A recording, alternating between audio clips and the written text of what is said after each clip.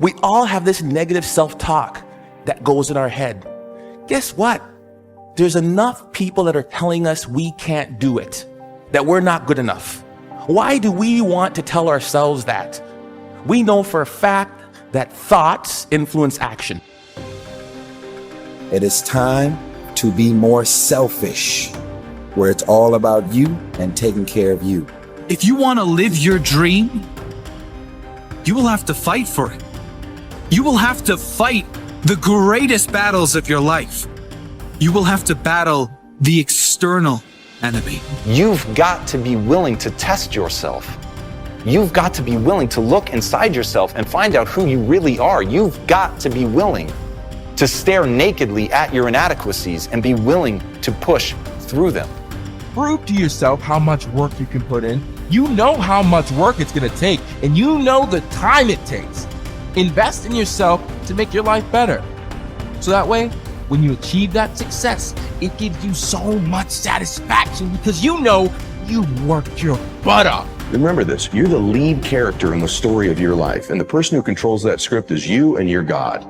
And at any point, you can decide to step into a new chapter. You can step in to be a whole new leading character. I'm going to discover the opportunity for me to grow and for me to get better. I'm telling you, I've already made up my mind that I know I will fall down. I know that I will stumble, but I already see myself getting back up. Therefore, I'm never down. I'm either up or getting back up. I'm going to learn. Greatest challenge and the greatest obstacle any human will face is their own doubts, their own fears, and their own conditioned thoughts. You got to love yourself. It's about self-love.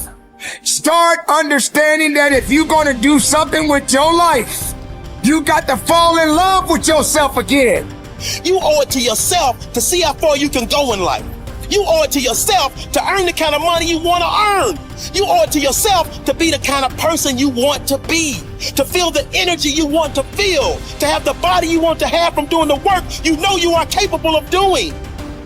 You owe it to yourself to feel the pride of knowing you made your life. You didn't get lucky. You worked for it. You sacrificed. When it was hard, you pushed harder. Because you were born to be a beacon of light. You were born to overcome any fear or any fright. You were born to have next level vision and not just sight. You were born with the heart, will, and passion to never give up and fight and fight and fight. The greatest achievements in the world defy logic. They are born from belief. The greatest achievements did not come from someone who saw what was possible and didn't dare attempt better. The greatest achievements came from those who see what is possible, but still believe they can achieve something impossible. Life seemingly does not wish to waste success on the unprepared. Life says, why waste a fortune on this person? They're not prepared to do the right things with it. They're not prepared to use it wisely. If a fortune was bestowed upon this unprepared person, it would probably be wasted. The people that could have been touched won't be touched. What could have been done won't be done because this fortune will have been wasted on the unprepared person. So not only look for fortune, not only look for the promise, but prepare yourself and ask of yourself, what can I do to make myself ready? Because remember, life was designed not to give us what we want, not to give us what we need, but life was designed to give us what we deserve. Every value in life must be paid for, and those that pay are the ones that get it. It says those that give receive. Someone says, I wish to receive, I wish to receive. You don't have to concentrate on receive. Just become a good giver.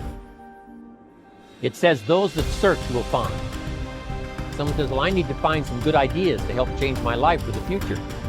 Then to find good ideas, that doesn't come because you need them, because it comes because you search for them. If you want good ideas, you got to go after them. You got to go to the class, you got to go to the workshop, you got to go to the training, go to the book, right? You got to go to the journal. Right? Go where good ideas are being taught, go searching, go looking, because good ideas are not going to be wasted on those that are not seeking, searching, well prepared. So, prepare yourself to be ready for fortune when it comes, to be ready for challenge when it comes, to be ready for opportunity when it comes. Opportunity comes along and passes by the person that is not well prepared. I want to prepare myself this year for next year. Yes, I wish to be effective this year, but I'm also thinking of ways, how could I be better? How could my ideas be more powerful? How could they be sharper, more clear? How could I reach some people next year that I perhaps can't reach this year? I haven't reached deep enough into my own soul to affect some people. Some people just pass by and say, hey, what a good speech. But how could I make it stronger than that, deeper than that, more powerful than that? I cannot be as powerful as I could be next year. You know, you can't go to the 10th grade in the 5th grade. You just got to go through the grades, but the more you are prepared, when the 10th grade finally comes, now you can cash in and get 2 times, 3 times, 5 times more value from it by being prepared. There is no problem you cannot solve, no obstacle you cannot overcome, and no goal that you cannot achieve by tapping into your creative mind, exactly as it is today. You have far more intelligence and mental potential right now than you could ever use, even if you lived 100 years. Just because you have not accessed all of your mental powers up until now does not mean that you cannot begin using them from this day forward. Physical fitness and mental fitness are very similar in some respects. If you want to become physically fit, you have to work out and engage in physical exercise. If you want to build physical muscles, you must pump iron and drive new blood into your muscles by straining them with dumbbells or barbells. The more stress you put on your muscles, the stronger they become over time. Your mind is very similar. In order to build your mental muscles, you have to pump mental iron. You have to put stress and strain on your brain, concentrating all of your mental energies to generate ideas and solutions and to solve problems on the way to your goals. The most powerful technique for improving your intelligence and increasing your creativity is what I call mindstorming. The way it works is simple. The results that you get will be so amazing as to be life-changing. You begin the mindstorming process by first getting a clean sheet of paper. At the top of this page, you write your goal or problem in the form of a question. The simpler and more specific the question, the better will be the quality of the answers that you generate in response to it. Each of your answers should be written using the 3P formula. It should be personal, positive, and in the present tense. In other words, your answers should be written as affirmations or instructions from your conscious mind to your subconscious mind. Often, you will write down answers on this sheet and promptly forget them. Then sometime later, as a result of superconscious functioning, you will attract into your life an opportunity to put one of your answers into action.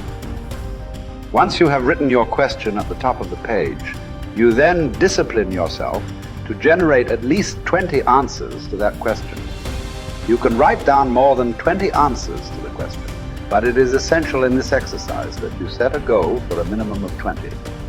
Your first 3 to 5 answers will be easy. You will quickly come up with answers like work harder, start earlier, and stay later. Work on higher value tasks. Once you have made a list of what you have to do, organized your goals, determined the highest and most valuable priority, then pick the most important thing and begin working on it and stay with it until it's finished. Now people say, well, if I stay with this task until it's finished, I won't get anything else done. That doesn't matter. If it's the most valuable thing that you have to do, it's the most important thing that you could be working on. Now it's a wonderful thing. When you concentrate and work intensely on an important task, it gives you a feeling of energy and enthusiasm. When you complete an important task, your self-esteem goes up. You feel like a winner. You feel great about yourself. But if you work away on low priority tasks, even if you complete them and do them well, you don't get any bang for the buck. You don't get any excitement or thrill from doing something that's not important. As a matter of fact, most stress, anxiety, frustration in the world of work today comes from working very hard on irrelevant tasks. Benjamin Trigo said, if it's not worth doing, it's not worth doing right. And I think it was Drucker who said, the very worst thing in the world is to do very well what need not be done at all. The sixth key to time management is deadlines. How do you set deadlines? First of all, when you set the goal, when you specify the task, set the deadline when it's going to be accomplished. Always set the deadline with lots of room to spare, and always try to finish before the deadline. Tell other people that you're going to finish by this deadline. Promise others that you'll have your work done. It's a powerful way to act as what is called a forcing system. A forcing system is something that motivates you to stay at it. Because if you don't set a deadline and give yourself a forcing system, you fall into the trap of what is called Parkinson's law. Now, Parkinson's law says that work expands to fill the time allotted for it. That if you have 2 hours of work to do and 8 hours of time, you will stretch that work over 8 hours. Parkinson's law also says that work contracts to fill the time allotted for it. If you have 8 hours of work to do, and because of an emergency you have to have it done in 2 hours, you will get it done in 2 hours. Highly effective people are always setting tight, stringent, disciplined deadlines on themselves so they get more work done in a short period of time rather than less work done in a long period of time.